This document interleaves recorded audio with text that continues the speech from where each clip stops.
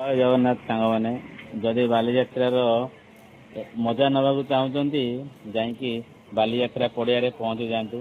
ଆମେ ବି ସପରିବାର ଯାଇକି ପହଞ୍ଚିଛୁ ବାଲିଯାତ୍ରାର ମଜା ନେବା ପାଇଁ।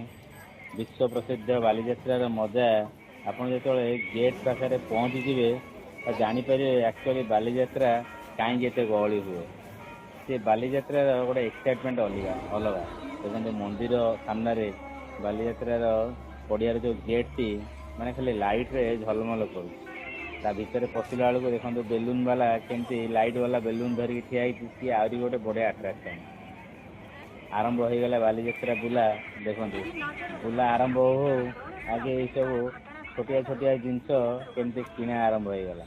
ଏଇଟା ତ ଆଗେ ସ୍ତ୍ରୀ ଲୋକମାନଙ୍କର ଆଟ୍ରାକ୍ସନ୍ ଆଉ ପଶୁ ପଶୁ ଆଗେ ଏଇଟା ଦରକାର।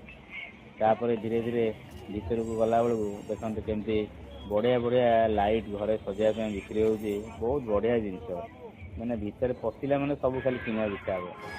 ଦେଖନ୍ତୁ କୁନି ପିଲାଟି କେମିତି ମାନେ ଯେଉଁ ସର୍କସ୍ ଦେଖାଉଛି, ଏହା ବହୁତ ବଢ଼ିଆ ଥିଲା ଦେଖିବାକୁ। ଆମେ ଟିକେ ମଝିରେ ଟି ବ୍ରେକ୍ ଟିକେ ନେଇଗଲୁ, ଦୁଇ ଜଣ ଯାକ ଚା ଟିକେ ପିଇଲୁ। ଦେଖନ୍ତୁ ଦୁଇଟା ମଉସା ମାଉସୀ ଦୁଇ ଜଣ କେମିତି ବାଲିଯାତ୍ରା ପଡ଼ିଆ ଚାଲିଛନ୍ତି ଦେଖିବା ପାଇଁ। ବାଲିଯାତ୍ରା ମାନେ ବୟସର ଆଉ ସୀମା କିଛି ନାହିଁ, ସମସ୍ତେ ଏନ୍ଜୟ କରିବାକୁ ଚାହୁଁଛନ୍ତି ପଡ଼ିଆ ଭିତରେ। ମାନେ ଦେଖନ୍ତୁ ବୁଲି ଆସିଲେ ପେଟ ପୁରିଯିବ, କିନ୍ତୁ ଖାଇବା ଜିନିଷ ଟିକେ ରେଷ୍ଟ୍ରିକ୍ସନ୍ ନିହାତି ରହିବା ଦରକାର। ହାଇଜେନିକ୍ ଦେଖିବା କଥା। ଏଇଟା ହେଉଛି ଆମର ମାନେ ଯେଉଁ ସେଲ୍ଫି ପଏଣ୍ଟ ଯେଉଁ କହୁଛନ୍ତି, ଏଇଟା ସେ ସେଲ୍ଫି ପଏଣ୍ଟ ଭିତରେ ଖାଲି ସେଲ୍ଫି ନେବା ପାଇଁ, ଭିଡ଼ିଓ କରିବା ପାଇଁ ମାନେ ଲୋକ ଘୁରି ବୁଲୁଛନ୍ତି। ଆମେ ବି ତା ଭିତରେ କିଛି ସମୟ କାଟି ସେଇଠୁ ଆମେ ଫେରିଗଲୁ, କାହିଁକିନା ବହୁତ ସମୟ ବୁଲା ହେଇଗଲା। ତାପରେ ଆମେ ବୁଲାବୁଲି ସାରି ଆମେ ଆମ ଘରକୁ ଫେରିଲୁ।